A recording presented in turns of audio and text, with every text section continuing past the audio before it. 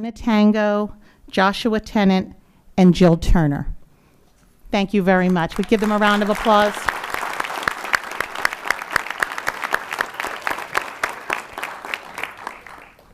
I also want to just mention that we had 2 high school science content specialists volunteer to work with our elementary teachers because they really wanted to make sure that the transition from elementary, especially with the shifts in the science standards, that the transitions from elementary through middle school to high school were really looked at deeply, and we appreciated your time, Jen and Josh.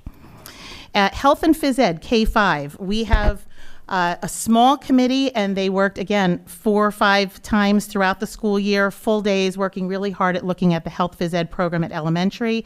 That's James Cowley, if you could please stand, Joe Fisco, Chris Knight, Gary Linstra, Jeremy Merritt, Mike McGowan, John Pagano, Jennifer Salt, and Laura Wall.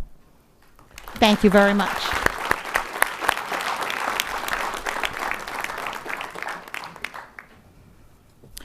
Our Math Program Evaluation Committee. Where are you? Christy Butler. This is grades 6 through 12. Julie Cranston. Jean DeLucio. Mariah Doyle. Amanda Glynn. Ryan Kalinowski. Mark Kelly. Susan Panasek. Kelsey Plaskin. And Bianca Venice. Congratulations and thank you.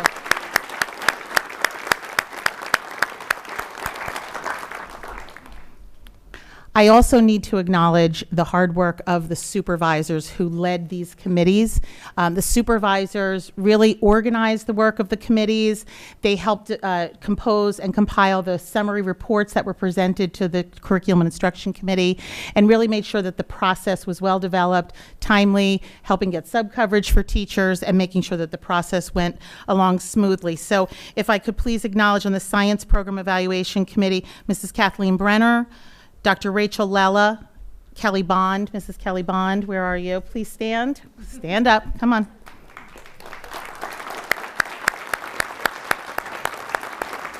Thank you. And our Health Phys Ed Committee Chair, Mr. Tom Redu.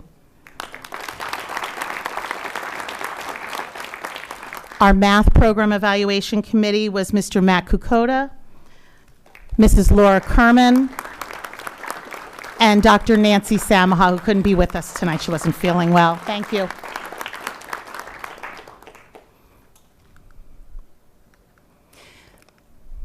I probably should have put up the slide so you could have seen your names. I'm sorry, I got carried away.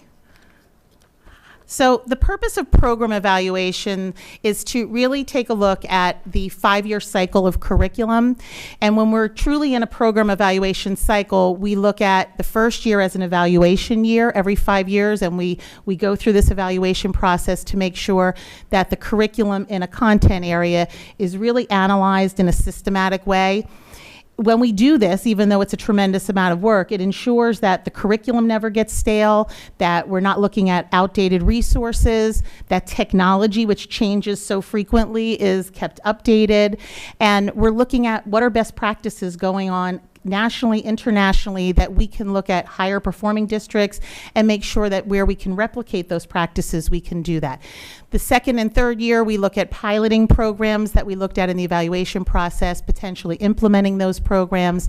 And then the last 2 years in the 5-year cycle, we're monitoring the new curriculum and we're gathering student achievement data to see if it had the desired impact. We look at, in every program evaluation, we look at these areas of focus. As I said, we look at research and best practice.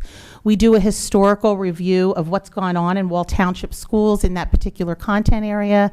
We then look at what we're currently doing in that program. And then we start looking at comparison data. If there's student achievement data, we look at that. We look at programs and resources.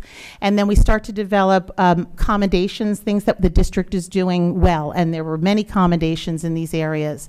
And then we start to look at recommendations or opportunities that we have to grow the program and raise levels of student achievement. And then those are ultimately formed into SMART goals. And the SMART goals are 5-year SMART goals that we look at ways that we can improve the program. And each year I'll go over how we did against the program goals and what we still need to look at accomplishing. So I'm going to turn it over. Some of our supervisors are going to co-present a few slides, and then I am going to present the SMART goals in each content area. So if I could have our K-5 science supervisors.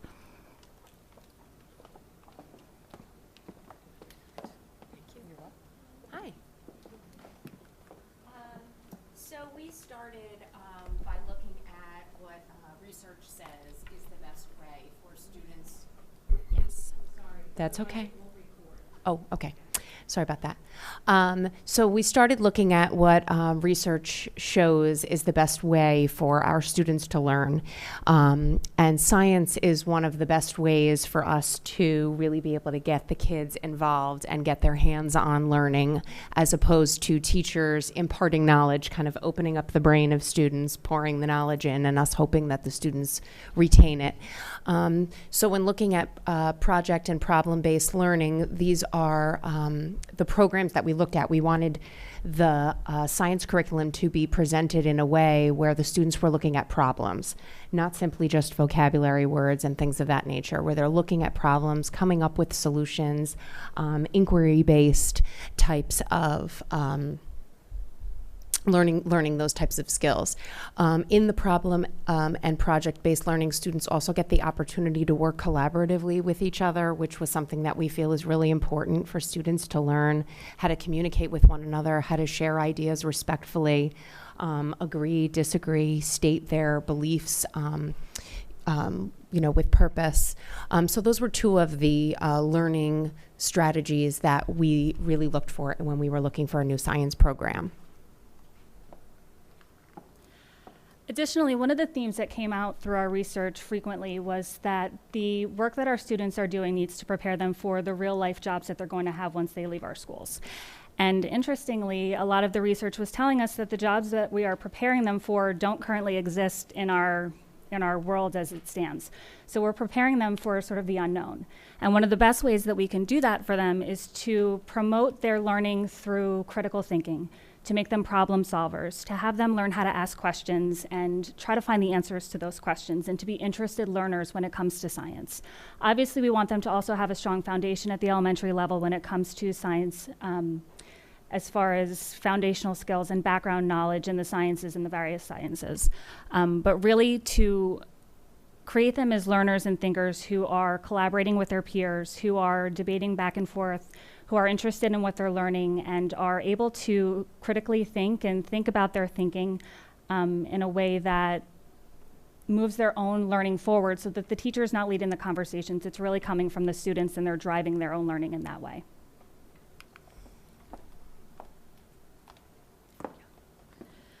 So once we go through the research process where we look at best practices in science, we're looking at the new standards in science, then we started to look at what programs were out there and who was using different programs.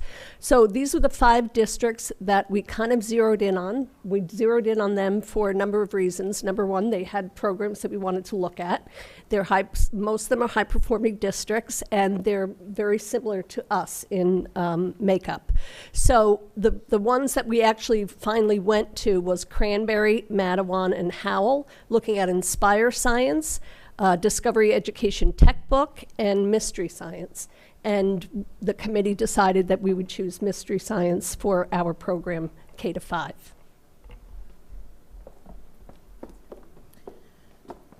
So after an extensive report, these are the SMART goals associated with the K-5 science program evaluation. And again, these are 5-year SMART goals, so we hope to accomplish these by June of 2024. The first is the revision of the current science curriculum to include enhanced instructional strategies that are better aligned with the rigor of the New Jersey Student Learning Standards in science. And you can see that there are 6 actionable objectives to reach that goal. Developing an action plan for the transition, to mystery science, as Mrs. Brenner stated. Newsella, which is an informational text resource that the teachers can use not just for science, but also for social studies and for ELA. And then the acquisition of Tower Gardens for the elementary schools. There will be curriculum writing in teams rather than individually so that the teachers can work in collaboration, the acquisition of the new resources, identified professional development, really looking at the K-5 science period or block and making sure that we structure that block so that we have very specific instructional expectations for teachers during that time. And then we're also looking at some of the co-curricular and extracurricular activities that will help expand students' scientific knowledge, one of which is the Steam Tank Maker Fest. And I know you know we just did that at the intermediate school last week. We had 120 students, I believe, from 8 different districts participating and developing innovative solutions to global problems, and it was amazing some of the inventions and solutions students came up with. The second SMART goal for K-5 science addresses technology and making sure that students and teachers have access to technology. And as I mentioned, that's ever changing. So we have to look at this goal each year and again, see what's out there and what's innovative. But we need to survey teachers to identify their specific professional development needs, specific to instructional technology, and really looking at personalized learning so that students are interested and engaged, and there's a lot of choice. We need to inventory our current instructional technology, the subscriptions and licenses, and making sure that we have equity of instructional tech across all of our schools. The fourth objective addresses professional development, again, specific to technology and personalized learning. And then analyzing and revising the curriculum to make sure that we have those opportunities for personalized learning, which is very important. The third SMART goal, you're going to see this in all of the content areas that we did program evaluation. This is a really important SMART goal because it puts a large bulk of professional development in the hands of teachers here in the district that have the talent, that have the aptitude, and they have the desire to teach their colleagues. And they've won the respect and the trust of their colleagues, so who better than our own internal talent to turnkey professional development. So we're looking across all content areas to make sure that we are working towards developing a teacher leadership academy. We'll identifying teachers with high levels of efficacy in science, providing opportunities for this teacher leadership cadre to really participate in extra professional development that enhances their own leadership ability, and then time to work with their colleagues. So those are the 3 SMART goals for K-5 science. At this time, I'd like to bring up Mr. Rideau and Mr. Pagano, who will go through just a brief background of the health phys ed program evaluation.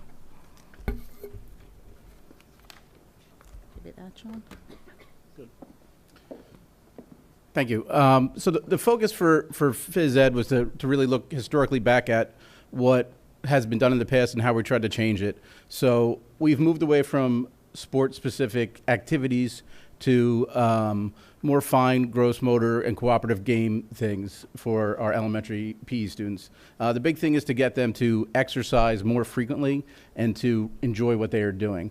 You know, biggest challenge for any adult is finding time to exercise. And if we teach the students that exercise is part of their day, they don't have to find time to do it. They're just in the habit of always doing that. So the focus has really shifted to that, and it's kind of across all grade levels, but you know, especially at the elementary school level.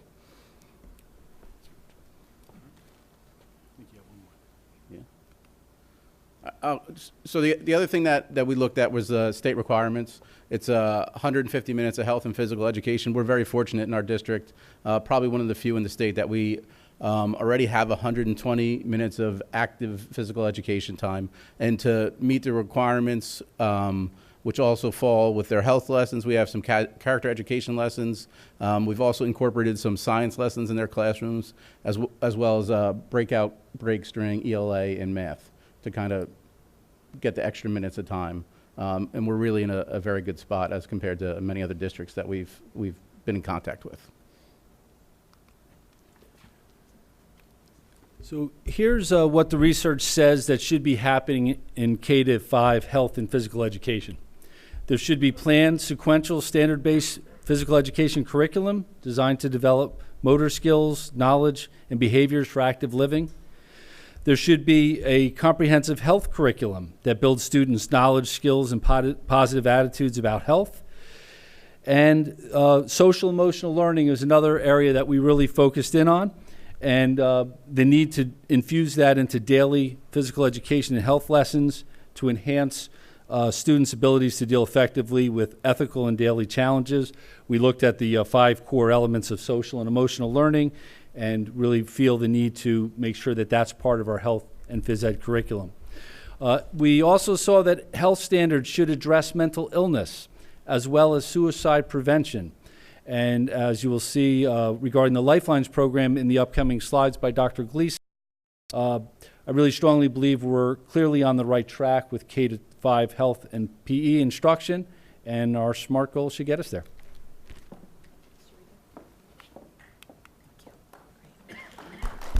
Thank you, Mr. Rideau, Mr. Pagano. SMART goal number 1 for K-5 Health Phys Ed, again, addresses improving the curriculum to include enhanced instructional strategies aligned with the New Jersey Student Learning Standards. You'll see there are 8 actionable objectives. One is the integration of the Lifeline Suicide Prevention Program to be integrated in grade 5 curriculum, purchasing updated digital teacher subscriptions for health curriculum. The teacher resources were fairly outdated, so the vendor now has a digital subscription, which the health and phys ed teachers were really excited about. We're looking at curriculum writing in a team collaborative model to rewrite the overall health and phys ed curriculum, purchasing supplemental materials to support social emotional learning, which, as Mr. Rideau said, is a very, very important part of all instruction and learning, not just in health and phys ed. We look at identifying and facilitating professional development for our teachers, and looking for opportunities for extracurricular activities aligned with health and phys ed. We'll continue to make sure that we're maximizing that 150-minute plus requirement with health and phys ed, and then also looking at the cost and feasibility of a teacher remote control for all iPads while students are using iPads for health and phys ed curriculum. SMART goal number 2 looks at improving the classroom learning environment to optimize learning for all students. There are 5 items within this SMART goal. The first is researching the cost and feasibility of a gymnasium partition screen at Allenwood Elementary School. We have one in at least one other school. Looking at the cost and feasibility of ceiling mounted LCD projectors. We would want those caged in to protect them from activities, but this would allow our health and phys ed teachers to really use the digital subscriptions that we're purchasing for health, as well as other resources that relate to phys ed that they could use a digital platform. The third is looking at, as we mentioned before, the cost and feasibility of a teacher-controlled remote control for all of the iPads. We'll want to look at purchasing and installing safety wall mats at Allenwood and West Belmar, and then looking at the cost and feasibility of outdoor storage sheds at the elementary schools for the addition of new resources. The third goal I won't repeat, but it's that same teacher leadership goal. We're looking at that goal in all content areas, including health and phys ed. This time I'd like to bring up Mr. Matt Kokoda and Mrs. Laura Kerman for grades 6 to 12 math. There you go. So, so when we worked on the committee, the teachers that we had on the committee were fantastic, and they were really dedicated to the process. So it was easy to allow them to take what they were passionate about and run with it. So I'm just going to talk a little bit about what you see on the slide here about the mathematical literacy. When we looked at, what the research says, to have that common language that we can use throughout all their math courses. Making meaning and active in social learning environments. It's not the same as when maybe some of us were in school, when I was in school, and we sit in rows and we do math and we practice, and we, it's a little bit different now where we have to collaborate, like they were talking about the science as well. It's time to collaborate and have them work together, and you'll see in some of the SMART goals, some ideas to change what our classrooms look like at the high school and at the middle school. And then differentiated instruction and learning, that leads into something that we have been working on all year called RTI, Response to Intervention, that we're going to continue with, that the research says that we have different learners in the classroom, we have to meet their needs. And then also the growth mindset to be able to work with the kids and to get them to grow and understand, what they're doing. So we did a lot of our focus on the Algebra 1, Geometry, Algebra 2, and beyond, because the middle school had just recently adopted a new program. So while we looked at that data, we did a lot of focus on the upper level courses. Thank you. Thank you, Mrs. Kerman. All right, so another aspect of the math program evaluation was to take a look at similar districts and high-performing districts and compare them to what it is that we're doing here in Walsh Township. And our criteria that we used were this total student population, percentage of students enrolled in special ed programs, percentage of students who are economically disadvantaged, percentage of English language learners, and average percent of PARCC scores met or exceeding expectations. From there, we identified 5 districts that were ones that we were interested in, kind of take a look at some of the things that they were areas in which they were doing well. We identified Matawan, Aberdeen, and Hopewell Valley. We went on site visits, and we were from there. We had the opportunity to visit with teachers, supervisors, and principals, and visit classrooms and see how they utilize their resources to the best of their ability.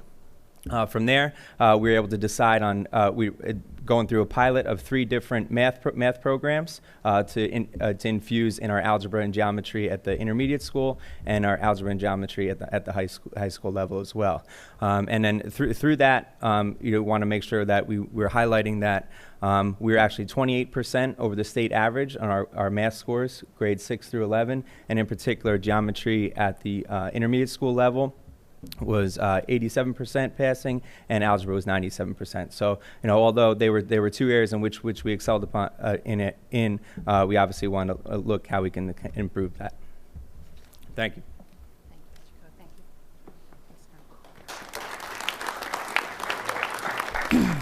The first SMART goal for grades 6 to 12 math addresses professional development to ensure funding, conditions, and structures to enhance their instructional practices. And there are 4 objectives to attain that goal.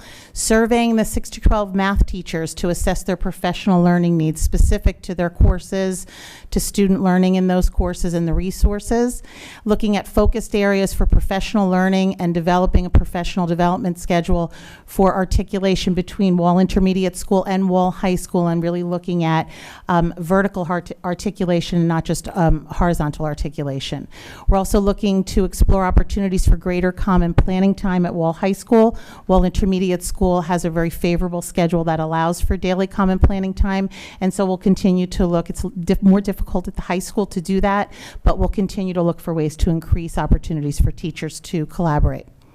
SMART Goal 2 looks at the math curriculum, and as Mr. Kokoda said, we're piloting selected textbooks in Algebra 1, Geometry, and Algebra 2. I guess we're doing that twice. Sorry about that. We're researching and identifying digital formative assessment and benchmarking systems for those same courses. We're analyzing the midterms and finals at Wall High School to make sure that we're fully aligned to the rigor of the New Jersey Student Learning Assessment and the New Jersey Student Learning Standards. In Wall High School faculty advisory discussions, there'll be continued discussion of a variety of topics, included grading categories to ensure grades are appropriately reflective of the mastery of standards, and then looking at aligning summer curriculum writing with the 5-year curriculum plan. There are a few more goals, a few more objectives in this goal. We're looking at developing curriculum for 6th, 7th, and 8th grade personal financial literacy. We've always infused those required standards, 9.1 and 9.2, within the curriculum, but the state has required a really sort of an enhanced look at what are we doing for personal financial literacy and making sure that students really understand the concept of money and value and budgeting before they get to high school. So we'll have teachers working on a dedicated curriculum, a specific unit within the math curriculum. We're also looking at revising curriculum to include additional prerequisite concepts in Algebra 1 CP, which is a 7.5 credit course, revising trigonometry and analytic geometry to add the depth of focus on algebraic skills, and we're always continuing to review our offering of levels of math courses and looking at opportunities at the high school to maximize math instructional time, including methods for SAT and ACT prep. The Third SMART goal is to improve the physical classroom learning environments to maximize student learning. And we know that when students feel comfortable in class, they have a better opportunity to feel more engaged. And so we're looking at exploring flexible seating options that support small group instruction and improve student engagement at both intermediate school and the high school. We'd like to identify pilot classrooms at both the intermediate school and the high school for these flexible seating arrangements and, sort of assess the impact of these furniture and classroom environment arrangements. And then we'll be looking at analyzing student achievement data in the pilot classrooms and develop a 5-year plan for increased flexible seating arrangements in the classrooms. SMART Goal 4 looks at response to intervention, which Mrs. Kerman mentioned. We've talked to, I think, several meetings about our new RTI model, which we're really proud of. Our entire staff, faculty, administration have put so much support behind developing a model of meeting the needs of all students and catching those students who are at risk of learning deficits, academic, social, emotional, catching them early and providing supports for all students. So we'll continue to make sure that we're developing our district RTI model, increasing Tier 1 interventions in the classroom, analyzing the schedule at intermediate school to potentially restructure a position to serve as a part-time math interventionist.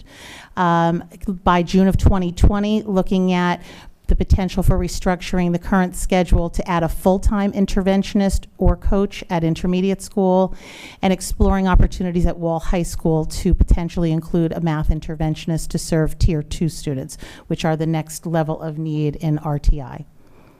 And then the last goal is the goal you've seen with the other content areas, where we're going to have dedicated time to develop a teacher leadership academy, identifying teachers with high levels of efficacy in mathematics.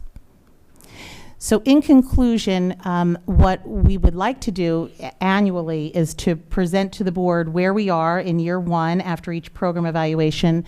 This summer I will be doing sort of, the year in review on ELA, which we did our ELA program evaluation last year, and each summer give you a year update of the goals and the objectives, those that we've accomplished and what we still have ahead of us. We want to make sure that when we're working on budget development, that our budget development is aligned with the SMART goals, and that we're looking at student achievement data to make sure that the desired effect is being reached. If we're putting this effort, money, time into all of these SMART goals, we want to make sure that students are really getting the impact of the work. And then we'll make revisions to SMART goals where appropriate. So again, I'd just like to thank, again, back to the teachers for all of your hard work. This is just a highlight of the 40 to 57 page reports that are on the website. You can find all of the program evaluation reports and presentations on the website. And it was a tremendous amount of work. I'm really excited. I think we're all excited about the work that we have ahead of us, and we know that it'll ultimately benefit, most importantly, the students. So if we could just give another round of applause to all of our teachers who participated on the Program Evaluation Committee. And I'd like to also thank our building administration for supporting all of the teachers being out of the classroom for all that time, and also giving some feedback to us as we worked through the program evaluation. So thank you. John, would you mind shutting that down? I don't know that projector. Thank you.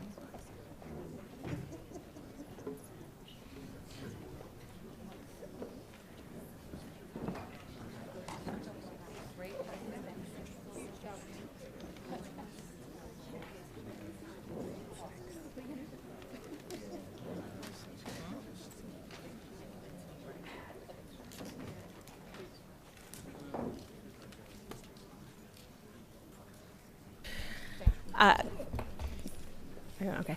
I want to thank Dr. Gleason for the presentation and to reiterate her thanks to all of the teachers and administrators who dedicated their time and energy to these endeavors. We very much appreciate it. At this time, and per district policy, we will open the floor for public comment regarding Dr. Gleason's presentation, and this is dictated by policy 0167. So if anybody has any comments on the program evaluation highlights, feel free to take the mic down here or upstairs.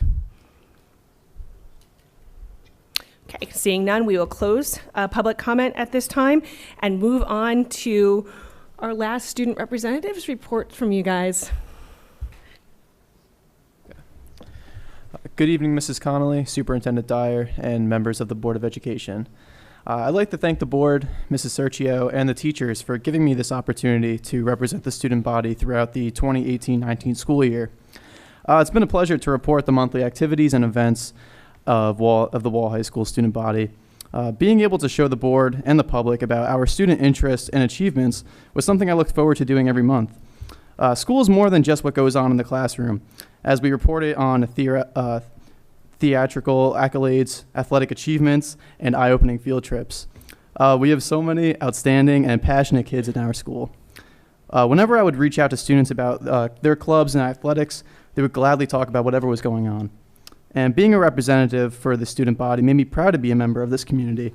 Additionally, I've learned important lessons during my time here. I've learned how to network, I've practiced my writing skills, public speaking skills, and got to witness how public education works behind the scenes. And I'd like to end with a final thank you. And I'm excited for my next 4 years in college, but I'll never forget Wall. And best of luck to you all, and best of luck to next year's representatives.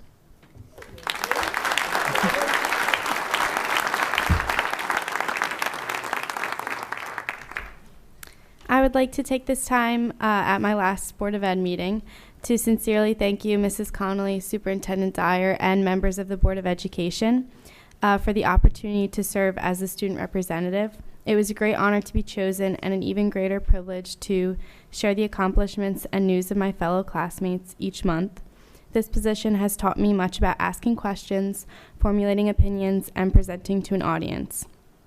I learned to speak with confidence and become more involved in the school and community by reaching out to those with different interests, such as band, theater, sports, and academics. I am so grateful for this learning experience and the opportunity to be able to reach out to this passionate student body. This is an amazing community and school district and has treated me well the past 12 years. I would like to thank the administrators, teachers, and staff who all took part in shaping me into the person I am today and allowing me to speak on their behalf. A special thanks as well to Dave for always being there to write and present with me each month. Thank you once again for making this year as the Board of Education student representative so wonderful. I hope that everyone has a great summer, and I wish you the best of luck with the next school year. I know that Riley and Montana, the student reps for the next year, will uphold this position with pride.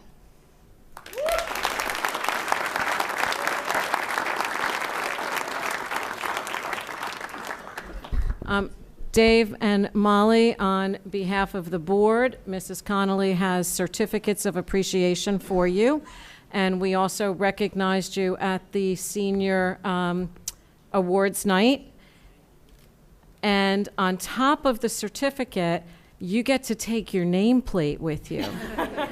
Just the name itself, not the medal holder. But that might serve you well. You can, hang it around your neck, put it in your dorm room, so everyone knows who you are. We really appreciate all that you did as student representatives, and as I said, you have raised the bar for those who will come after you, and you did a great job, and we really did look forward to your reports every month. So thank you.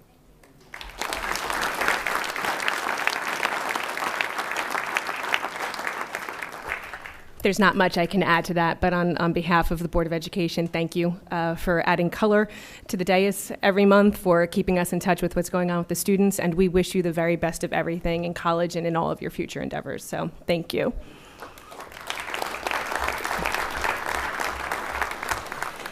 I don't know if you guys want to get going, if you want to stick around because some of your friends are here, about to get recognized. But next item on the agenda is the President's report. But I'm going to skip that this week so that we can move on to the superintendent's updates so we can get to the student and staff recognition, which is why we're all here and probably the most important part of tonight's meeting. It is. I look forward to the June meeting because it is always a chance to recognize some of our staff members as well as our students. This year we have several retirees, but it's my only understanding that only two could be present this evening. So is Helena with us? Helena Coogan? Right, the rain might have kept her away. But I know that I saw Linda Redmon. So Linda, would you please stand?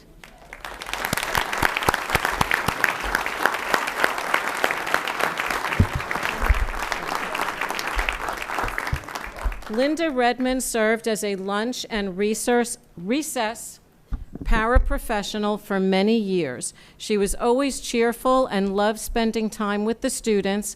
While we will no longer see her at Allenwood School, we know that we can always find her at Manasquan Beach.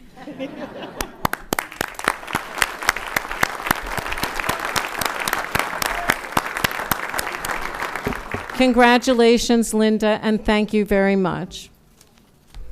I might interject for a second. Mrs. Redmon was there and helped me out quite a bit when I was in first grade. And when I came in, she ran up to me and she said, "Do you know who I am?" And I said, "Oh." She said, "Mrs. Redmon." And I immediately just wanted to give her a hug. And she's such a lovely, lovely person. And we will miss you so much. And thank you. Thank you so much. And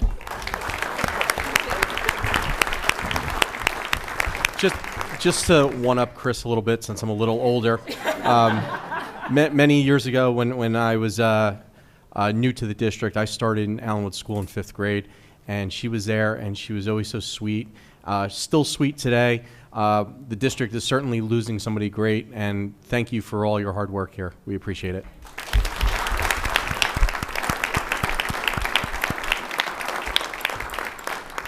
Thank you.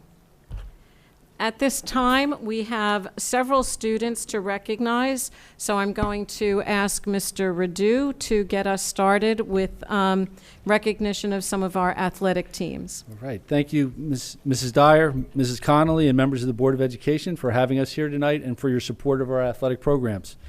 It was a very successful spring season for Wall High School, as we had one athlete take home an assortment of shore conference and state titles, as well as 2 of our teams who earned titles at the sectional and state level. The first of these teams that we will recognize this evening is boys golf.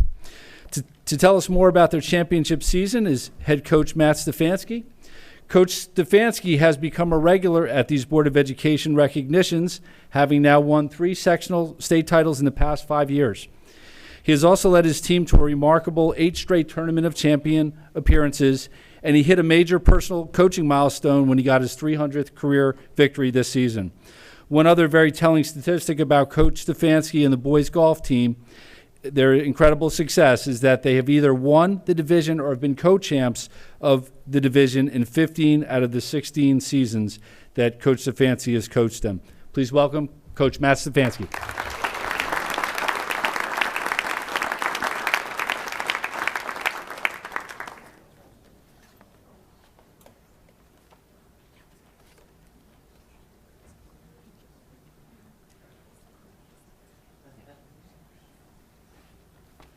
I just told Coach Schmitt I'll be very quick, and Abby as well. Thank you, Superintendent Dyer, President Connolly, and the remaining members of the Board of Education for this evening's invitation. The boys and I know it's a great year when we're invited to come to the Board of Ed meeting, and this certainly was. I just want to, and before I encapsulate what's going on with the season and how we did, I just want to thank Judy White, Mike Dimon, and Transportation, our secretaries, Barbara Renato, Tammy Berardo, Eileen Brown, and obviously Miss Sergio, because she allows us to go to every tournament along with Mr. Radu. And the boys and I really appreciate it. And one further thing, I just want to give a little acknowledgement to our bus driver, Bob Hague. He is our good luck charm. We've won 4 state titles in the last 8 years, and Bob was always our driver, and he always made it a precedent. And to my understanding is he's retiring this year. And the boys included him in our championship photo this year, and I thought it was very special because Bob was there. So I would like to give a round of applause for Bob Hague.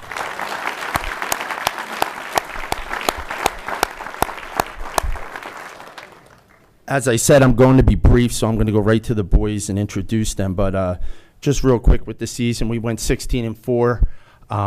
It started out very cold with the polar vortex coming in early March. So our first practices were in snow and freezing rain.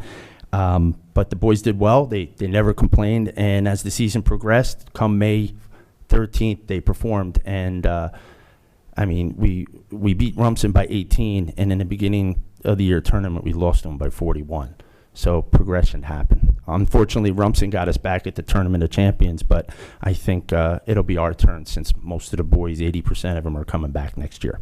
So now I'm going to introduce the recipients of tonight's certificates from to be recognized. Daniel Byer.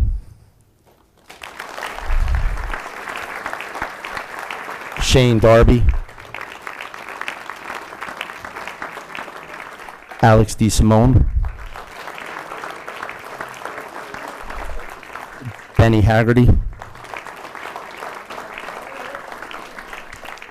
Patrick Lacey. Tyler's doing double duty for ROTC, so Tyler Milagorsi. Liam Neufer. Nate Reel. Liam Stamitsky. And I just want to give a little bit of attention for Ryan Walsh. He'll be attending Georgia Tech next year. He's homesick. And I really wanted to say something special about him because he's a second-year player in our program, never played golf before his junior year, and he had a goal to break 90. And if anybody out there plays golf, breaking 90 is one thing when you're playing a Monmouth County course, but when you're playing in a state tournament, for us to go and further into the Tournament of Champions, that's a great feat, and Ryan did that, and I just want to applaud him for that. Okay.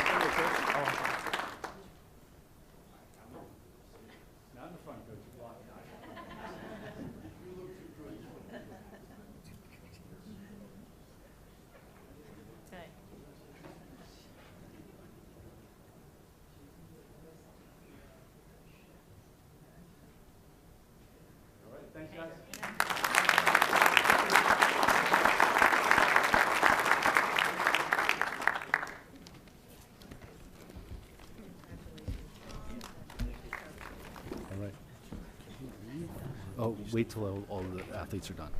Yep. When all the sports are done. All right. Abby Nonnenberg became one of the most decorated track athletes in Wall High School history this season.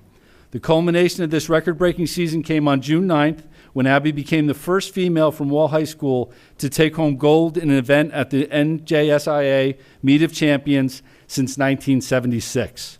To tell us more about the historic track season, please welcome one of the architects of what is starting to become a revival period in Wall track, our head girls track coach, Jen Patterson.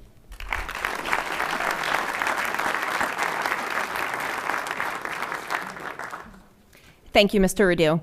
Good evening. It's an honor to stand here tonight and speak to you about the accomplishments of Abby. Abby Nonnenberg is a junior. This past season, she capped off her perfect season. She remained undefeated in New Jersey and was the top New Jersey finisher at the prestigious Penn Relays. Abby has worked extremely hard this season. The focus and determination she has shown is like no other.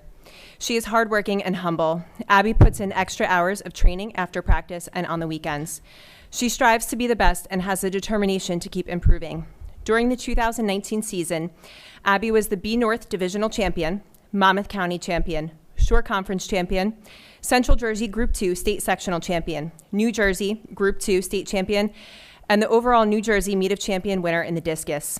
Abby capped off her season in New Jersey as the #1 thrower in the discus. At this meet, she threw a new personal record of 143 feet and 10 inches, which also improved her current school record. She is the first Meet of Champions winner from Wall High School in 43 years.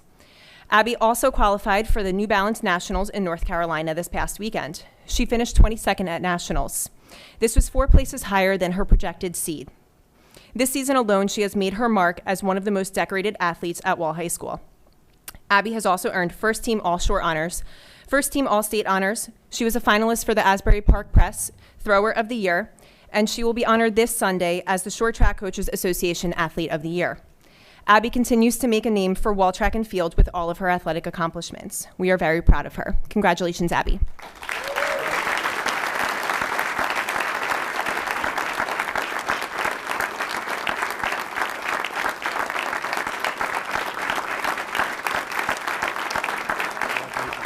We're going to grab a quick picture with Coach, all right?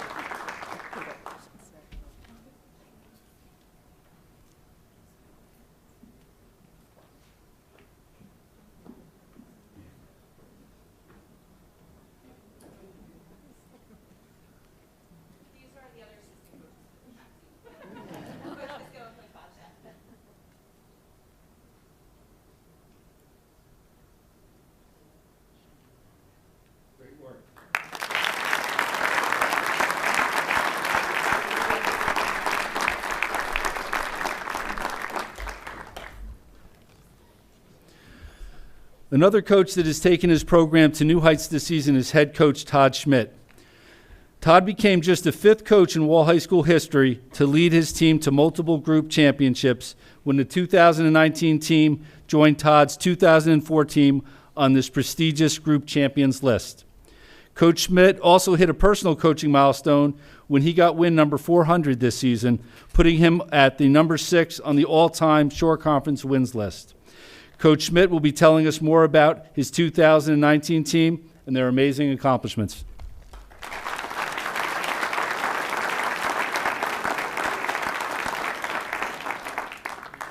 Good evening, everyone, and Superintendent Dyer, Board of Education members, members of the community, and friends and family of Wall Baseball. First of all, congratulations to Coach Stefanski and the boys. Another fantastic season. To Abby and the track team, again, congratulations for fantastic reading about that on a weekly event. First of all, and before we get started, I just want to thank Tom Redu and his secretary, Barbara Renato, not just for baseball, but for all sports. Behind the scene, really, no one sees the stuff that gets done by them. And the spring season may be the worst of the year with weather, proms, class trips, all the things we have to deal with, but they never blink, and they always find a way to make things work out. Next, Bob Romano of the maintenance department.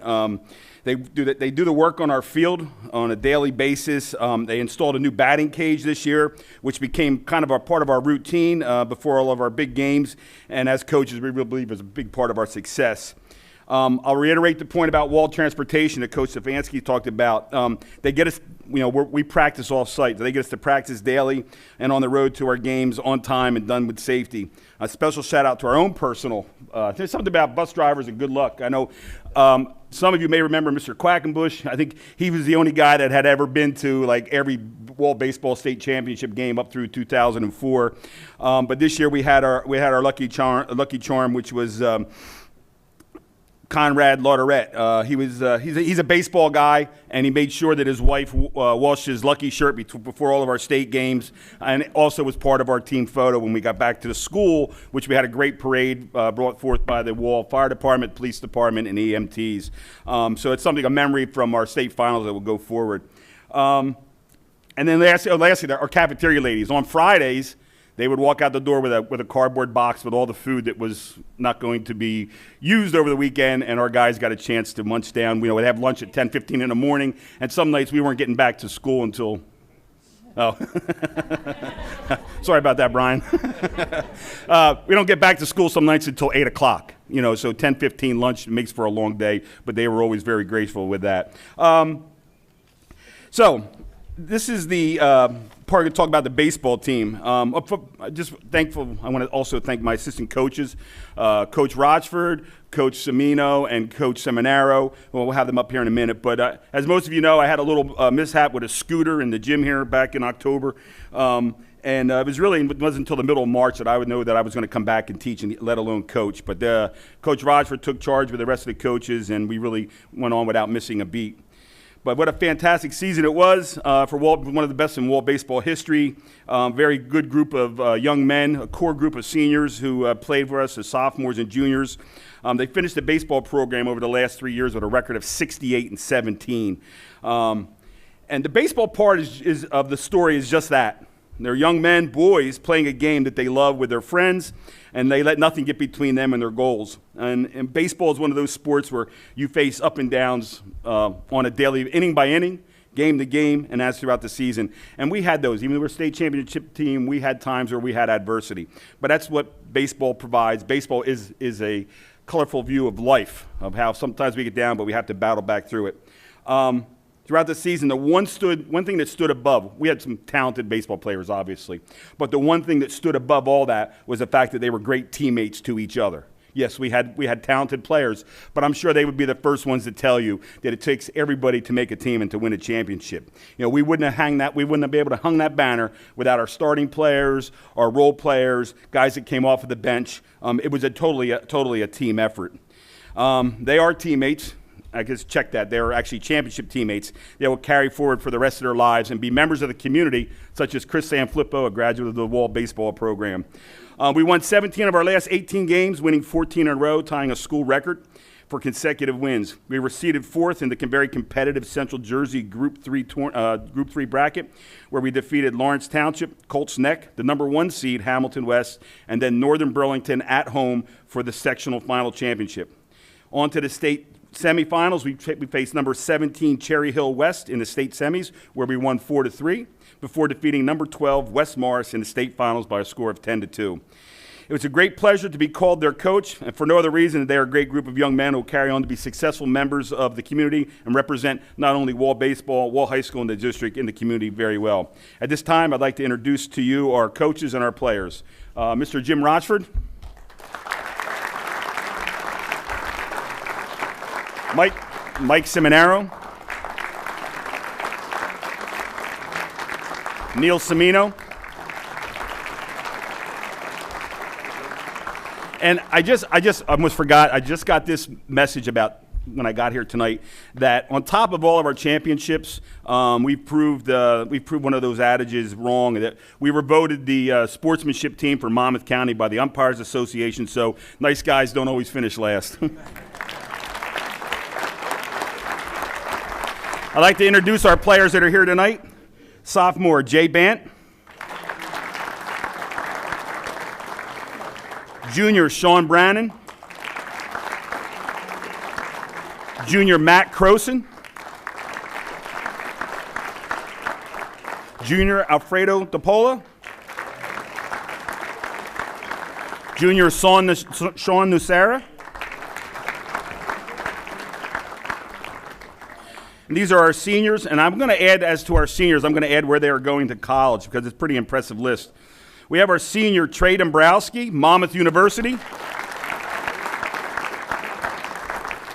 Even though we're not talking about individual accolades tonight, we have to tell you that Trey was, it'll be probably announced tomorrow or Thursday. Trey is the New Jersey State Pitcher of the Year.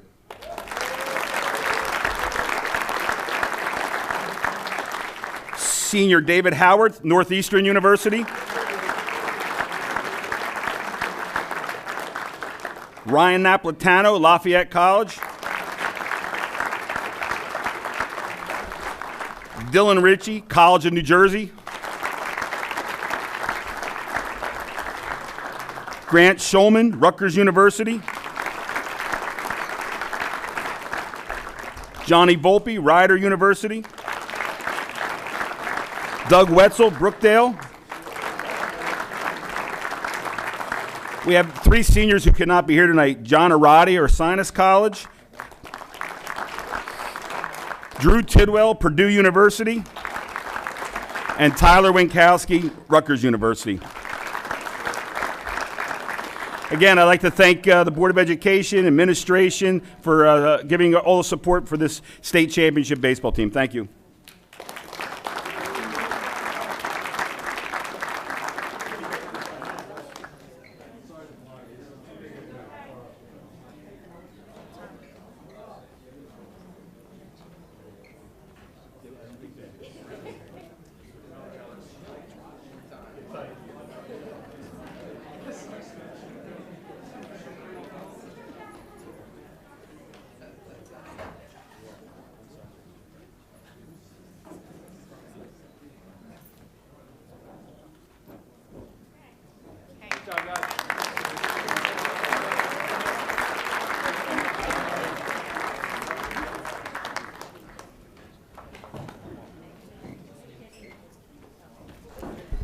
Thank you. Congratulations, everyone.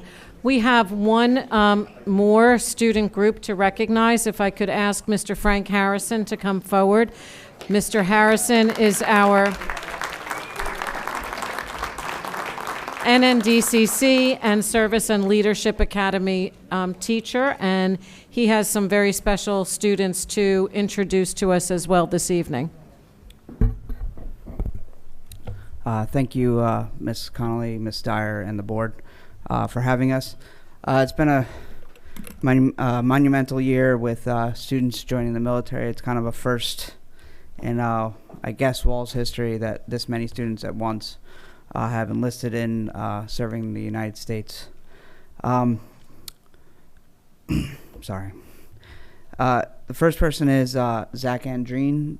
Zach, as you already know, went through boot camp while in high school as a junior. That is a first for Wall High School. It's not common for most kids to go through boot camp while in high school with 20, 30-year-old men in his platoon and group. And he's accomplished that. And this fall, he will be going through his rest of his training. If you notice, he's also wearing a different uniform than the rest because he's the full deal. The next person I'd like to recognize, which will be going through boot camp this summer, and it's actually started rolling ball. So it was him, Zach Andreen, then it was Theo McGowan. Theo. And then that turned into the next person, Tyler Lokerson.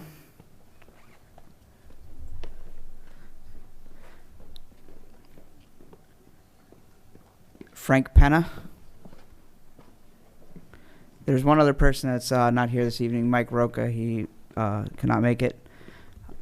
And then Jacob Byrne. So what happened was this gentleman here got this one, and this one got this one, and then this one got this one, and it continued. And then, there's more. And then we have our Marine, which is Megan Maurer.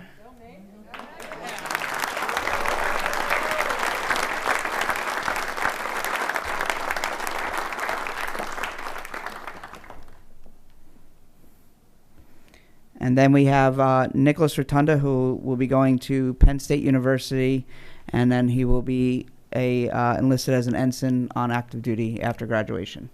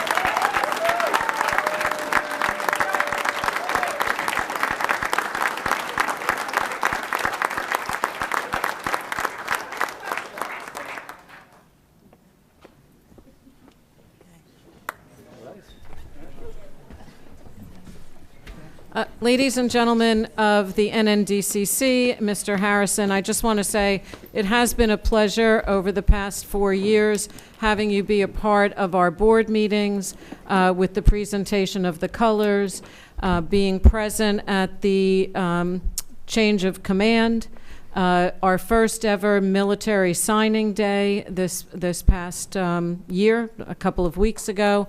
And you represent Wall Township very well, and we look forward to hearing great things about you. And thank you for your service to our country. Thank you.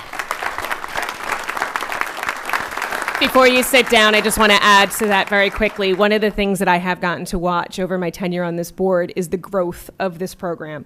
And that's largely a testament to the students who are part of it and the teacher who is guiding it. And I just want to say thank you to you guys and congratulations on growing a fabulous program.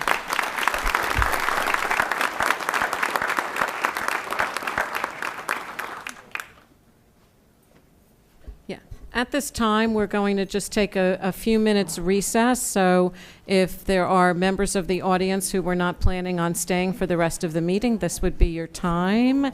And there might even be some cookies left on your way out. But thank you very much. I'm going to run to use laser real quick.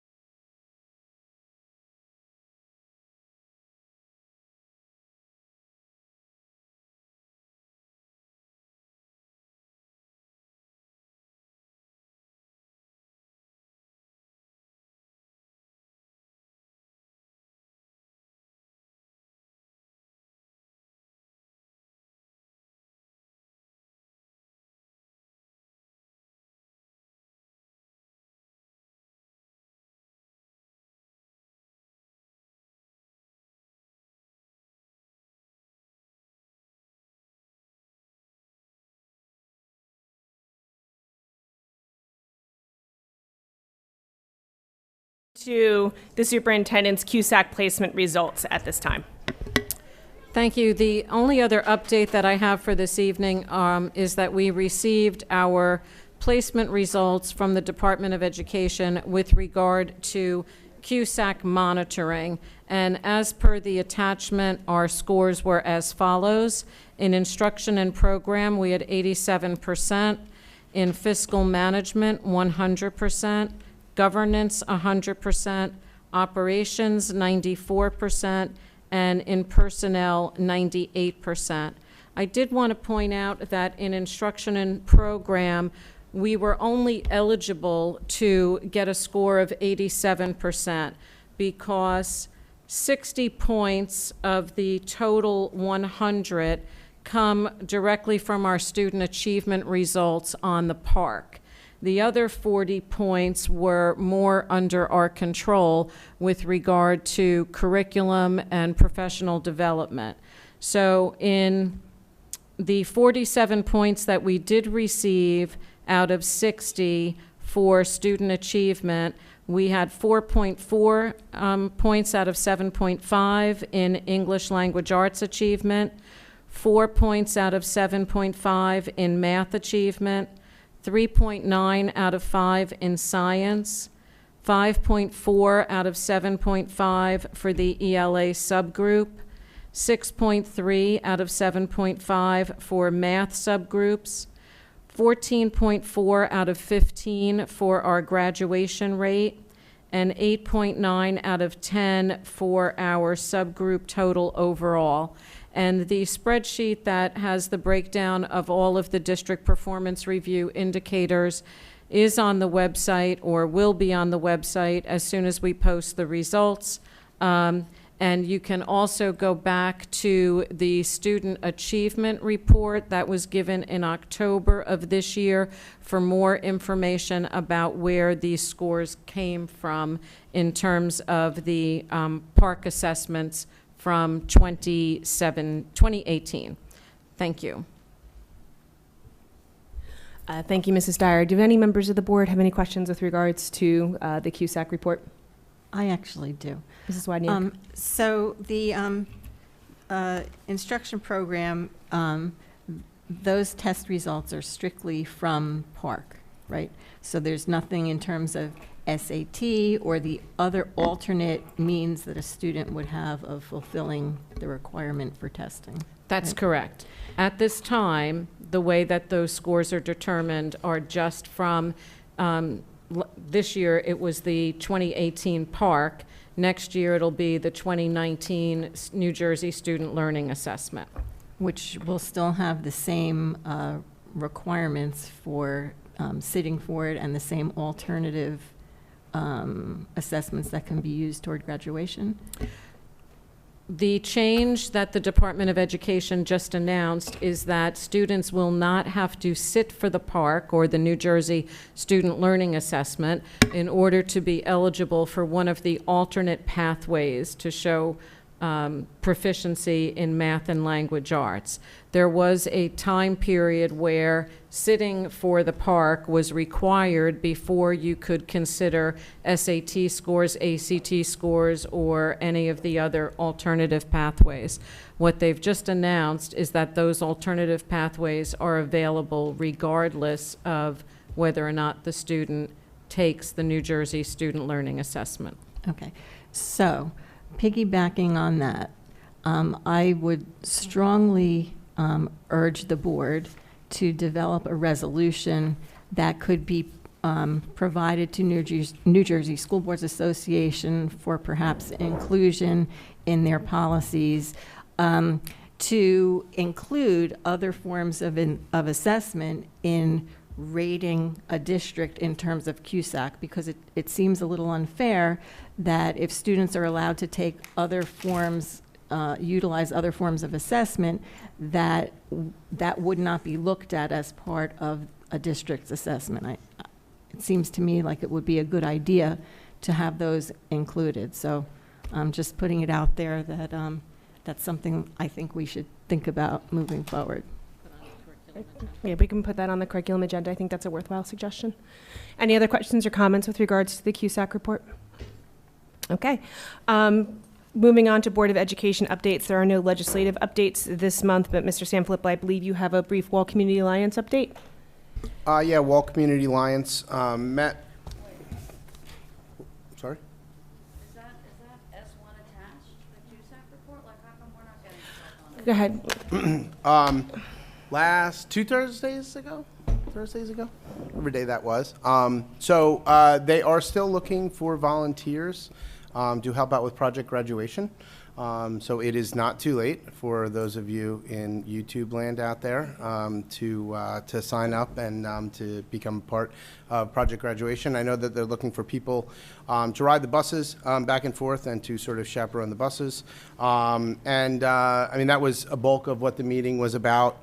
They've done a great job. I know that they're also focused on getting everything together for the Meatball Gala, which will come back again next year.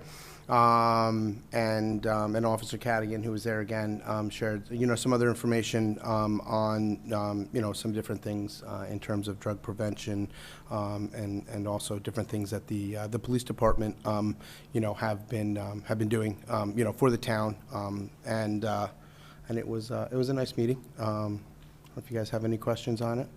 If anybody out in YouTube land is looking to volunteer, do you have a contact name or information? Robin, you have that, right? I think I was a pinch hitter again at the Wall Alliance meeting. They could also contact Kristen Scott at the high school, Okay. who is helping to coordinate buses and chaperones and things like that. So that might be an easier contact. Okay. Thank you. That sounds great. Thanks, then I don't have to scroll through a gajillion emails to find it. But thank you, Chris, for pinch hitting. Pinch You hitting. are I really appreciate it. very welcome. That enabled me to go to cabaret night at the high school, which was just amazing. So thanks. Awesome. Actually, Mrs. Wadniak, you can keep your mic on because at this time, if you could provide us with an overview of this month's policy meeting. Policy Committee met on June 6th from approximately 5:15 p.m. to 6:15 p.m. In attendance, Allison Connolly, Cheryl Dyer, myself, Mike MacArthur, and Chris Sanfilippo. The superintendent, while going through the Cusack process, noticed that several policies and regulations had not been updated and brought them to the committee's attention, and those are the ones that are incorporated for first reading. We looked at 1240, the policy and regulation, which is evaluation of the superintendent, and the revision includes the word annual in referring to the performance report, stipulating that, and also stipulating that the evaluation would be overseen by the board president.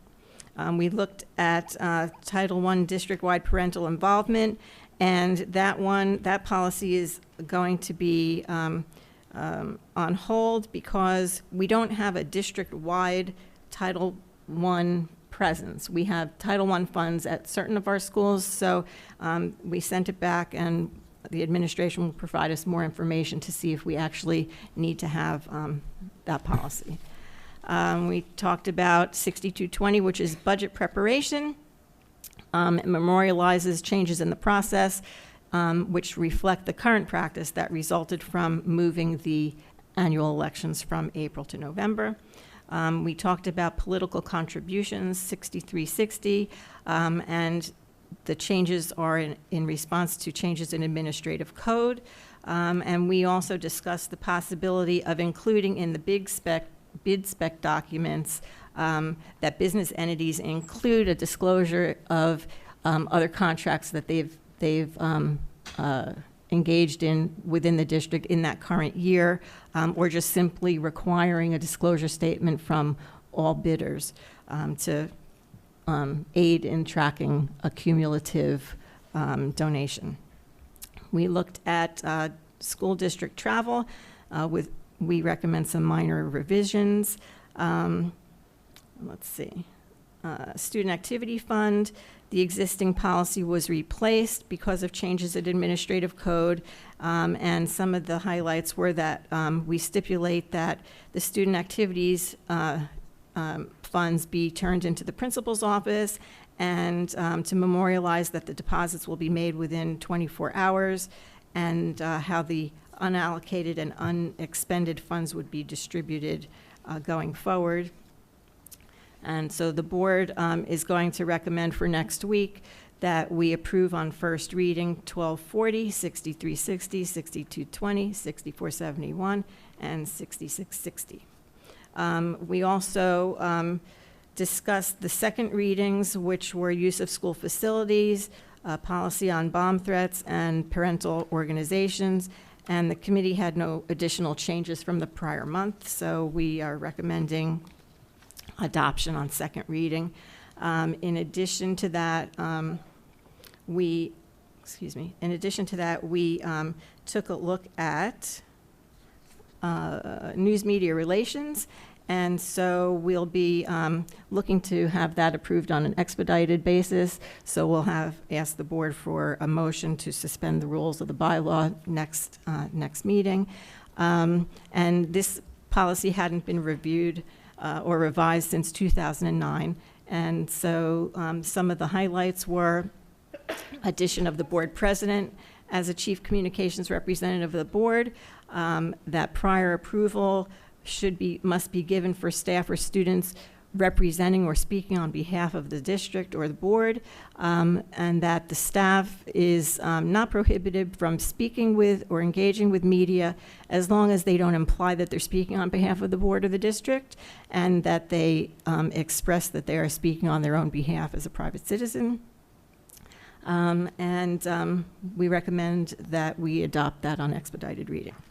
We also looked at school district provided technology devices to students. And so since we're going to have a one-to-one initiative at the high school next year, it behooves us to have a policy in place. And so we will be moving that for first reading next month. We'll take another look at the particulars at our next committee meeting so that we'll have it all in place for the beginning of next school year.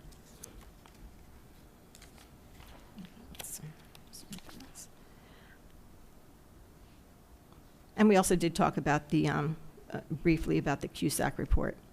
And I guess that's it. Thank you. Does the board have any questions for Mrs. Wodniak? Seeing none, I believe that you are also responsible for the personnel minutes this month as well? Yes. The Personnel Committee met on June 5th from approximately 7:30 p.m. to 9 p.m. Mrs. Dyer, myself, and Dory Malloy were present. We reviewed the working draft of the Human Resources report for June. We reviewed Mrs. Dyer's attendance for the month. We talked about the custodial supervisor contract. They had a few requests with regard to their contract, and the committee reviewed the requests and agreed to support the two changes. We talked about RAP employee contracts and sick leave, and Mrs. Dyer explained to the committee the new earned sick leave law and how it affects our RAP employees. The additional costs associated with earned sick leave will be factored into the fees charged to parents for the RAP program. Staffing ratios was another topic of the committee, and we asked Mrs. Dyer to review the staffing ratios in each school because there appears to be an imbalance with regard to administrator staff and guidance counselor student ratios. The committee asked that Mrs. Dyer attempt to equalize those ratios if possible. We also talked about a WTEA sidebar for clubs and advisors, and we reviewed those sidebars prepared by the WTEA with recommendations from the administration for stipends to be paid for new clubs and other advisor positions, and the committee recommends approving the sidebar next week. And we also had a discussion about the WTEA negotiations. Respectfully submitted. Are there any questions with regards to the personnel minutes? Okay, next up is the curriculum and instruction minutes, which Mrs. Malloy prepared. However, we don't really need to review them because what happened in curriculum this month was a preview of the presentation that Dr. Gleason and the administrators provided for us tonight. So that is how the curriculum minutes read. And I'm assuming since you didn't have any questions then, you don't have any now. So we will move on to the F&F minutes. Mr. Adonisio. Thank you. So F&F met on June 3rd. We started at 5:08 and we ended at 7:50 p.m. In attendance was President Allison Connolly, Superintendent Cheryl Dyer, Business Administrator Brian Smythe, Facilities Manager Robert Romano, John Sullivan, Dory Malloy, and I was there. Without going too in-depth and putting everybody to sleep, all these, this was posted on the website along with the attachments.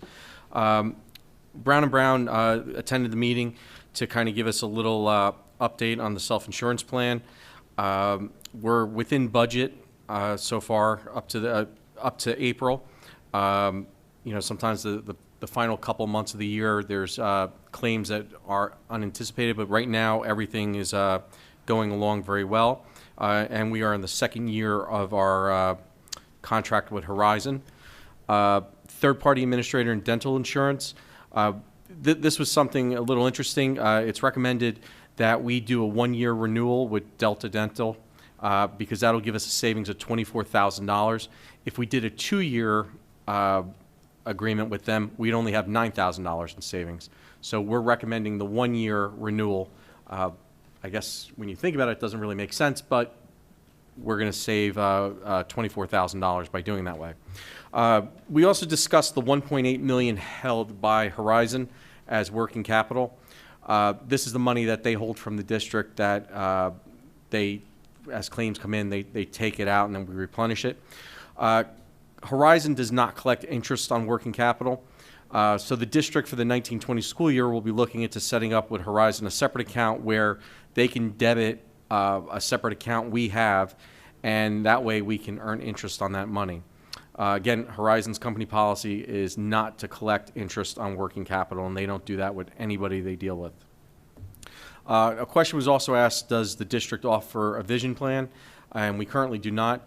Brown & Brown's going to be going out to get quotes for voluntary coverage. And from a district standpoint, we've been very happy with the service Brown & Brown's been providing. Enterprise account update. So far for the year, we're in the black about $40,000. The RAP program is also in good shape. You got the update on the the additional $3, about $3 increase per week starting in September to make up for the new law where we have to provide sick leave. What else we have? The facility projects updates. Mr. Romano, he gave us an update. The attachments were on the website. Paving project's going to start at the end of the month. New AC unit on the superintendent's office was going to be in next week, which was probably last week, and I think it's in. Painting in the high school auditorium for $17,000 can be done by a co-op contractor. There was a dimmer switch that needs to be installed. That's going to be done at the end of the month. That was in a previous month's minutes. Phase 1 of our AC project has started at the high school. They started running wires. Monmouth County has received information on the West Belmar driveway, and we're waiting to hear back from them as part of the shared services for the paving. And we also had a discussion on turning the paved playground area at Old Mill School into additional parking for school events after school hours.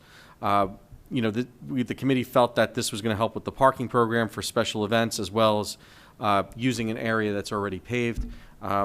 This could have many benefits for us going forward, and we'll have probably updates on that when we hear back about the additional paving. Long-range facilities plan. Mr. Schmitt met with the architect the Friday before the meeting. At the end of the month, they're going to have a meeting, and they're going to schedule walkthroughs of all the buildings, and we will be updated as that progresses. We had a conversation about OPRA requests and the strain it's putting on the staff due to the number of documents that must be reviewed. So as an example, if you submit an OPRA request and you want everything pertaining to the word that has to do with contract from multiple individuals, you could get back hundreds of emails with that. Some of them that couldn't even pertain to anything that you're actually asking for. So the only way you know what they pertain to is somebody actually has to go in and review them all and make sure that there isn't any confidential information in there. They have to sit there and redact it. So the committee is asking the business office and everybody in the district to track all OPRA requests with the total hours spent by all employees to get a true reading for how much time and money actually goes into filling requests. Also effective July 1st, 2019, the district will be charging for OPRA requests that are deemed to be too large as per law. So there's law on this, and I guess would advise the council, depending if something's questionable, it will be reviewed. Finance and Facilities Advisory Committee. We gave the F&F committee an update on the advisory committee about the suggestion of adding a PTA member. The PTAs will pick somebody amongst themselves to come to the meeting. The committee, the advisory committee, is not looking to be charged with a particular job. They're just looking to suggest ideas and have discussions. On the for next week's meeting, an action item is going to be the Neptune Aquatic Center rental agreement for approval. We did that last year. Also, the ice rental agreement will be on. Stale check resolution. Every year we have that on the agenda. There's checks from vendors that for whatever reason they don't cash them. I guess they're independently wealthy. So, and sometimes some staff, so they're going to reach out to the appropriate people and see if they actually want their checks. Also something else for the action item next week for approval, special service professional service providers. This comes from our Director of Special Services, something that we vote on every year. Annual bids and quotes. Our HVAC repair rates are less than our current year prices of $80 an hour, so we're staying with the same contractor at a rate of $78 an hour for the 1920 school year. Gas went out, and we only received one bid, which is higher than our current year, so we're probably going to go out to bid again for it, as well as our the new service we have, Ed Data, which will also go out and get bids for us. End of year fund transfer to reserve accounts. The committee recommends the transfer of to emergency maintenance, capital reserve, and emergency reserve accounts, which would be in June, this coming meeting. The roof replacement at operations building, something we talked about. So we're looking to advertise this in September, award it in October, and have the work done over Christmas break. That should yield some benefit to us because roofing contractors really aren't busy in December. And since it's not an educational building, that work can be done anytime, so we might as well try to take advantage of any savings we can get. District-wide facilities condition assessment. That goes hand in hand with the walkthroughs and the architect. So once that starts, we will be updated. The HVAC improvements, phase 2. The attachments are online, and the committee recommends that 4 rooms at Old Mill School be part of phase 2, which include changing unit vents. Originally, that wasn't part of it, but it makes sense to have it part of it now. Review of RFPs for the demographic study. We had a discussion on the study. After reviewing the proposals, the committee recommends Ross Haber and Associates for $12,500. This is a carryover from a couple meetings now, and we've had discussions, so we feel that'll best suit us. And then finally, the big one, student transportation facility at the Monmouth Executive Airport. We invited Mr. Alan Antaki. He's one of the partners at Monmouth Executive Airport. He was the one that reached out to us. He talked about his proposal to the board and offered the different piece of property on the back portion of the airport. Mr. Smythe and Superintendent Dyer, they were actually going to go out the following day to visit the property, do a little field trip.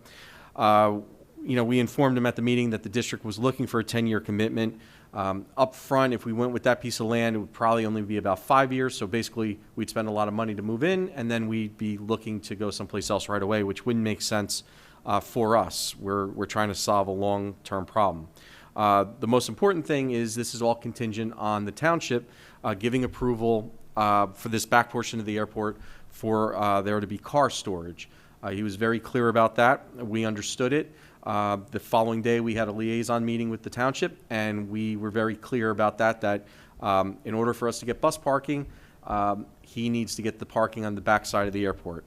It's also worth noting that this portion of the airport, you can't see it from the street. It doesn't affect any residential housing. It doesn't affect any commercial operations. On this street already, you have big trucks going down it, so buses will not hurt the area by any stretch of the imagination, and it would be in wall, which would be something that we've said from day one that we would continue to try to investigate. And even though with the Howell proposal, we didn't stop looking. So hopefully, we're waiting to hear back from the township on this, and hopefully we'll be able to move forward with it and do a feasibility study, which would be the next step in the process. But we're not going to run out to a feasibility study until we get confirmation from the township that they're at least open to the proposal or willing to do it. So at next week's meeting, we have votes on item number 7, 9, 10, 11, 12, 13, 14, 17, and 18. And that was my report for the month. Any questions? I'm going to ask Mr. Smythe just to follow up on that last item regarding the airport and Mr. Antaki. Yeah, I had a conversation with Mr. Antaki today. He's still working on his proposal to submit to the municipality, so that has not been submitted. He indicated that he would copy me on the correspondence he provides, and once I receive it, I'll provide it to the Board of Education in the packet on Friday. Yeah. We did our part, and we certainly, be clear, we certainly expressed it to, Committeeman Farrell was there and Business Administrator Bertrand, and, we told them that in order for us to be able to move forward, the town has to work with them and provide, let them park cars there. And at least from our standpoint, it makes sense because it's land that's not being used, and it certainly can help the district and everybody. So hopefully it moves forward and we solve, finally put a problem that's been lurking to bed permanently. Just to clarify, we're not currently waiting on the township to get back to us for anything because they haven't been presented yet. No, right. So once they're presented and, we get an answer, then we can move forward with anything we need to do. Yes. Are there any other questions for Mr. Adonisio with regards to the F&F minutes? I just have one comment. So I'm glad that there's a discussion about using the Old Mill School playground because for many, many events, for many, many years, people park on the bridge and they don't realize that it's not legal to park on the bridge. So I remember at the craft fair, we'd have the police come and I'd have to make announcements, anybody parked on the bridge, or they get ticketed or towed.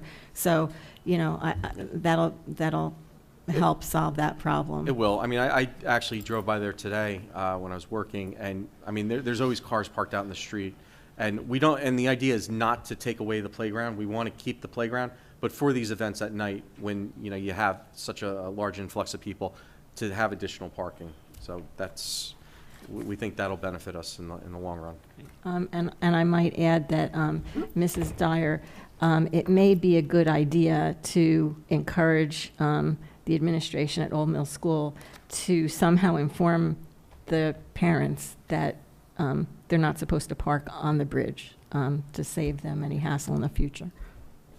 Thank you, Mrs. Zawodniak. Any other comments on the F&F minutes?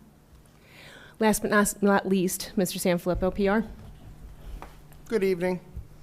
Public Relations Committee met on June 5th from 5:15 to 5:50. In attendance were Superintendent Cheryl Dyer, myself, Mr. Adonisio, Mr. Wondrak, and pinch hitting was Robin Zawodniak. Okay, so we spoke about a couple different things in terms of ways that we can improve community relations. We spoke about the possibility of allowing the Facebook page to be shared, not necessarily commented, but shared. One of the things, if you're not familiar with Facebook, is that basically what you're looking at is sort of what you get news about, right? So it's, I don't know whether it's cookies or whatever it is, but if you are looking at a certain page, you will be prompted with updates from that page. So what sharing would allow the district to do is to then share that out, and then multiple people who are looking at the district's page could then be shared out to other people, and it sort of gives us a better availability to, I guess, disseminate all of the great things that are happening at the school district. So that was one thing that we talked about. We also talked about putting out a list for recent, for schools where our seniors are going to in the fall, and also for the services. So there was, obviously we had tonight service inductees and people who came in, and we appreciate all their work. So we were thinking about maybe putting a newspaper article out, just a list, not anything specific to any students or anything like that individually, but just sort of a composite of all of the different school districts, or all the different schools that our graduates are going off to. We also spoke a little bit about the spring newsletter, and also other opportunities that arise within the district in order for us to, to recognize achievements of students to recognize achievements of teachers and staff that we have in the district. So we always have a list of all of the different students of the month in the high school and things like that. So we were thinking maybe we could have something for the intermediate school and then also, you know, the elementary schools as well. Get some of the sort of younger blood out to some of the meetings and have photo opportunities and all sorts of different things that is what public relations are all about. So that is for that one, and then also planning for the fall public forum. So one of the things that we talked about, we don't have any dates obviously yet. It's going to be in the fall at some point in time, but we wanted to welcome input from the community members, from parents, from staff, and anyone else that would like to contribute towards this. So this is basically calling out to folks, you know, towards a forum, you know, to give us ideas and brainstorming on discussion topics, goals, etc. And I would also put a little nice kind of like magical wand touch on that for it to be, you know, positive goals, things like that. So, and that's it. Submitted by myself. Oh, was there one other thing? Oh, there was one other thing. We were talking about Eva Applegate's the memorial chair, and we talked about how we have a placard at the high school. There was a placard here in the intermediate school, but as you can see, the chairs are fabric, so we want to put it on the back, and I believe it's the first one right there. Aha. Yeah. So I guess we were going to try to take some measurements and something like that and to have it there because that would be really nice. Thank you, Mr. Sanfilippo. You are Are there any very questions welcome. with regards to the PR? I know it's only tangentially related, but the Crimson Knights Foundation, who we've been trying to work with through the Public Relations Committee, had a wonderful event this past Friday night. It was a community movie night with live performances by local dance schools and local musicians, and they showed Mary Poppins Returns.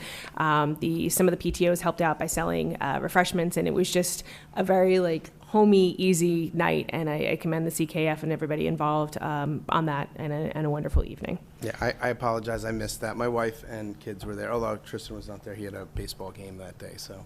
But It's okay. We can't be every place at once. I gotta clone myself. Okay. Any old business or new? Okay, seeing. Madam President? Yes. I would just like to say, you know, in regards to baseball, I had the opportunity to go down for the championship game. Superintendent was there. So we had a nice little showing. There was a nice showing of Wall people, and they truly played like a championship team. I mean, it was a great game, and it was it was just great to be there and witness that. I mean, and I've had the opportunity to go to several championship games, and I mean, the athletic ability of some of these students is just incredible. So just wanted to put that out there. Also commended for their sportsmanship now too. That's wonderful. No, I'll piggyback that on Ralph because Ralph piggybacked on me earlier. So, by the way, and I know Coach Schmitt is gone, but Coach Schmitt has been a wonderful coach for many years here. He coached baseball and football when I was in high school.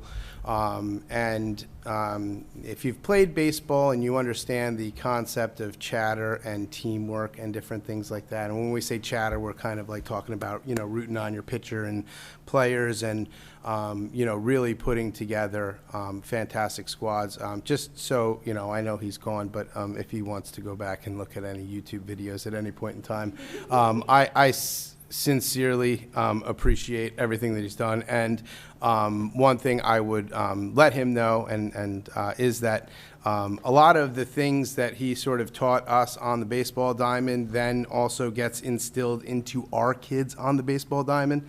I know Mike's around, you know, the North Wall baseball fields, and we sort of echo a lot of, you know, just the character building things, all of the stuff, you know, that he embodies and brings forth. And so you know, he was getting the award, I was thinking about like the thousands and thousands and thousands of kids that he's, you know, had such a great mentorship and coaching relationship with. It's just, it's really, really wonderful, and I'll miss the guy a lot. So anyway, that's it. He's not going anywhere. No. Way to start rumors. Oh. Don't start. I'm just going to add, because I'm a baseball person too, and not to take anything away from the other teams, but the score of that championship game is really deceiving. It was not a blowout at 10-2. It was really a nice game. And I think I read that Trey Dombrowski, I know they didn't want to focus too much on any single player, but the pitcher did not walk a batter all season. And so he was really a tremendous pitcher, and he certainly deserves the acknowledgement that he's receiving. It really fun to watch. He was great. Awesome.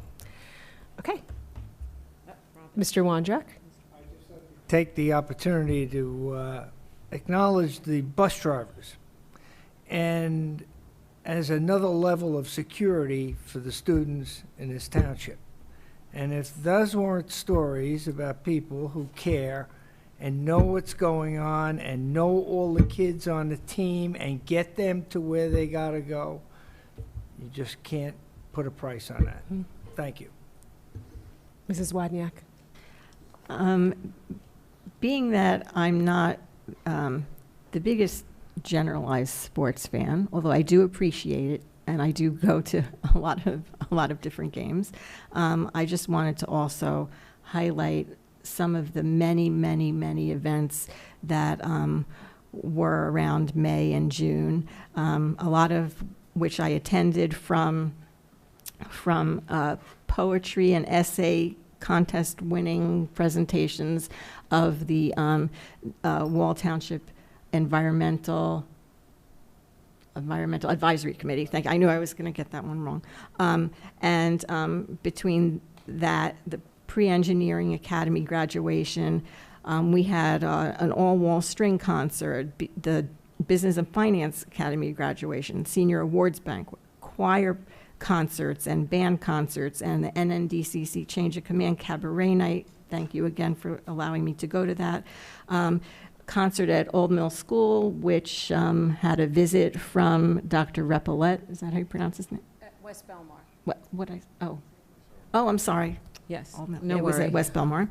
And the Renaissance Luncheon at the high school, and the probably cherry on top was the primary school graduation, and that was just adorable, and the children accomplished so much. I recognize the graduates from last year, and you can just see the maturity. There's so many wonderful things going on.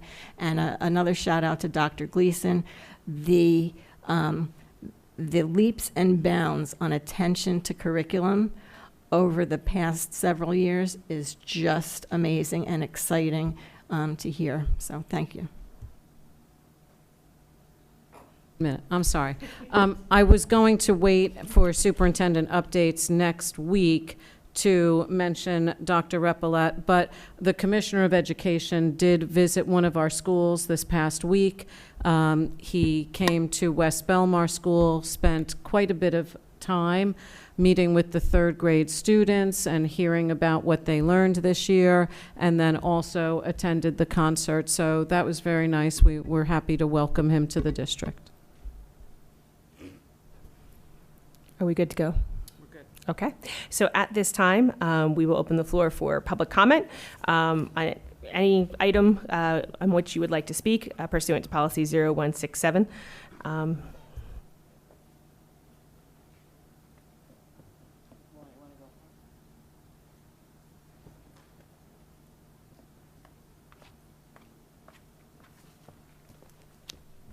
Wyatt Dubrovich-Fago.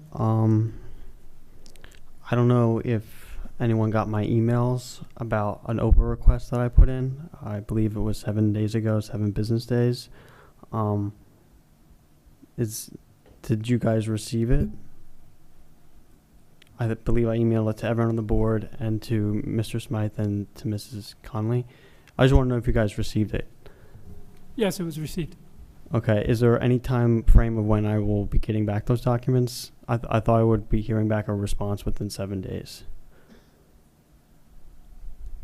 Mr. Dobrovich-Fago, this is public comment, so if you have anything else to talk about, do that. And if there's questions that Mr. Smythe or anybody else can return to, we'll do that when you're finished. So, Okay. Yeah. Thank you. Yeah, and then, I mean, I just saw this today about the Oprah request with how the strain that it's putting on staff and everything, and I just have to say that if things weren't going the way they were, things wouldn't have to be Oprah'd. I think that's fairly obvious. People weren't doing things that weren't right. Things wouldn't have to be Oprah'd. And to be having to pay for them when they're deemed to be large requests, is there going to be like a specific type of amount or something? Like, is there going to be guidelines about that? Because I think that needs to be clearer than just what is deemed by an opinion. It needs to be, I think, written in stone of what will be done, and because I think we'll go into a gray area there in the future. So I would look into that.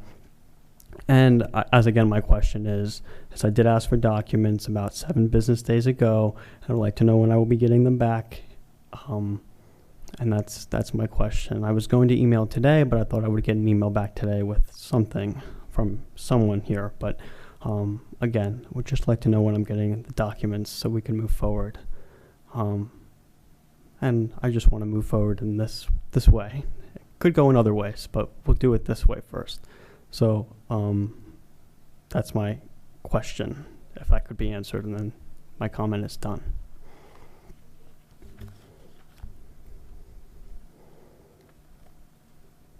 Typically, I direct the people on the dais to answer when everybody's done so they can put all their answers together. Okay. Thanks. I hope we'll get an answer on that, though.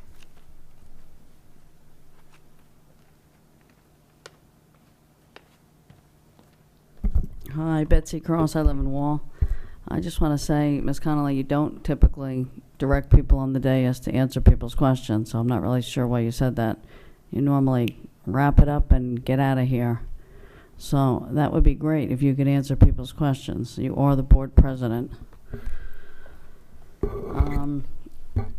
Wyatt's Oprah's request was due today, so Mr. Smythe just did not reply.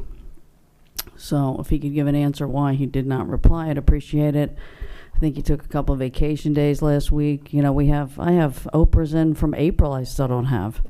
So the excuses that we get from Mr. Smythe of why he can't provide information is absurd. And you can't just, come up with, now we're going to start charging for Oprah requests. If you weren't doing so many illegal things, people wouldn't have to put in Oprah requests. So I think that should be your first goal, Mr. Smythe. I'll read you the definition. A custodian is mandated to work with requester to reach a reasonable solution first and before any fees can be charged. That solution must accommodate interest of both the requester and the school district. Mr. Smythe never does that. I'm sure anything to do with Cheryl's illegal contract is going to cost over $1,000. So Mr. Smythe will come up with very large numbers. Why he isn't getting back on the missing emails of Mr. Smythe and Mr. Eric Brophy is extremely disturbing. It's been 2 months. So enough with wasting time on that. Very sad. We had only one retiree here tonight. We used to have a packed room. The principals used to talk about them. The morale is in the toilet and wall. Thank you, Ms. Dyer, for that. I wouldn't want to come here either if I was retiring. Mr. Smythe and Mr. Adonisio, you're the chairman of FNF. We have $14 million sitting in the bank, and I'm trying to figure out why we're not getting interest. I've written to 2 towns that I don't live in. They get back to me so quickly. There seems to be a problem here with Mr. Smythe again. So I'd like to know all the bank fees. What I don't want to have to do is Oprah all the bank statements, because once I Oprah all the bank statements, and Mr. Smythe is going to want to charge me for them. You should go to your bank. You can go online and download from TD Bank like everybody else can, and summarize all the fees you're paying and try and figure out what you were doing. It doesn't make any sense. Other towns are making, Princeton made $1 million more than we did. $1 million. And you're here squabbling, trying to give raises to people while you're opening up Cheryl's contract, giving Cheryl's secretary money. Mr. Smythe, I'm sure you're going to try and have your contract in there on June 25th. We need to see any changes in anybody's contracts and revision marking, because the problem is the board, nobody knows what they're approving. We know that from Mr. Brophy. He thought we were taking back vacation days when we were giving Cheryl more. That's why we all need to see these emails that Mr. Smythe is hiding. Go quickly over the yearbook. My son is a freshman, and his name was in the yearbook 6 times. 5 times it was wrong. Simple stuff. You can't even get people's names right. And throwing other people under the bus. You have a full year class. The advisor maybe should get money deducted when they keep making mistakes like this. This doesn't even make any sense.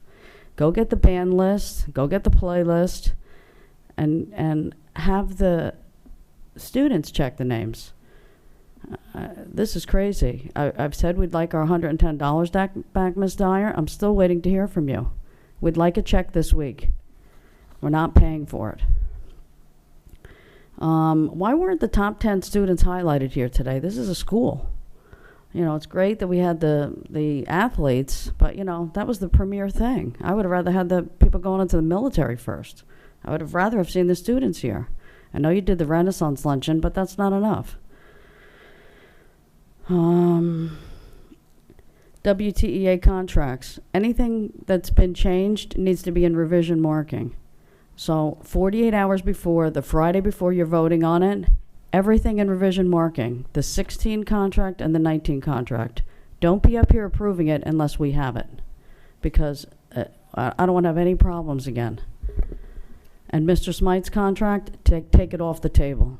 You shouldn't even be considering it right now. Thank you, Mrs. Cross. I'm still waiting to hear why Mr. Smythe's Thank you, Mrs. Cross. W-2s don't match his contracts, Mr. Yeah, Gross. I know. So are you sitting on that?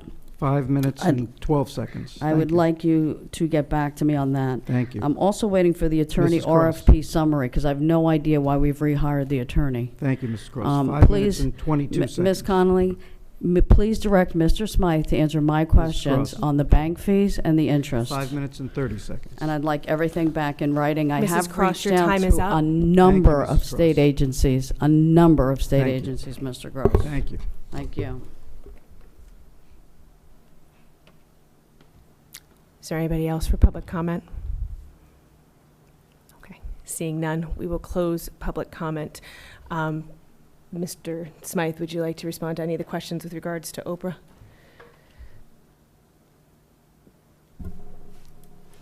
Yeah, I'll do my best to make sure there's a response provided tomorrow for any Oprahs that are outstanding, but I'll be sure to provide you some correspondence tomorrow.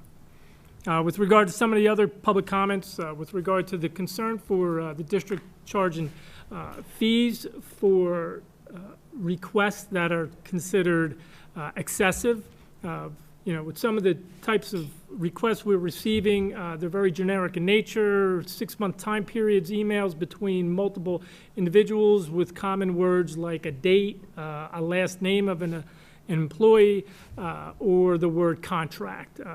We've had our technology department attempting to do searches that we could utilize to provide responsive records, but our searches, we have one search that turns up 16,000 pages. Mrs. Cross, please don't call out. Mrs. Cross, you're out of order. Please don't call out. Ridiculous response. He knows I With regard to a legal contract. Stop making excuses. Okay. With regard to interest, Princeton does a great job. They don't pay any fees. It's the arrangement they have with their bank. We don't have that arrangement, but and we can't use Princeton's bank because the Bank of Princeton is located in Princeton. With regard to districts in Monmouth County, if you look at the interest earned by Walsh Township over the past 5 years, out of the 53 districts that report interest in their audit, Each year, we rank 16 out of the 53 with regard to earned interest. If you look at 2018, which is the last audited year, the 2017-18 year, out of the 53 districts in Monmouth County, we ranked 9. So there's 8 districts in Monmouth County that earned more interest than Wall Township did in the 2017-18 school year. With regard to, oh, that's a good question. 3 of those school districts passed a, 3 of those, I answer my questions, not your own. Nobody cares. I would just point out that 3 of those 8 districts passed referendums in 2016 or 17 to the tune of $28 to $30 million, and those funds attribute to increased interest. I don't know the specifics of the other banks, but it is something that we do. Mrs. Cross, please stop calling out. No, no one interrupted you when you spoke. Well, he's not answering my question. Well, that's for another. Why are you letting him continue, Ms. So with Conley? regard to the comment of interest that the district earns in Monmouth County, which would be the comparable districts, for the 2017-18 school year, which is the last audited year, we ranked 9th out of the 53 districts that reported interest in their audit. So it's not viewed as a concern in the current year. Nothing from you? Okay. At this time, I need a motion to adjourn. I'll make that motion. I need a second? Second. Okay. All in favor? Aye. Aye.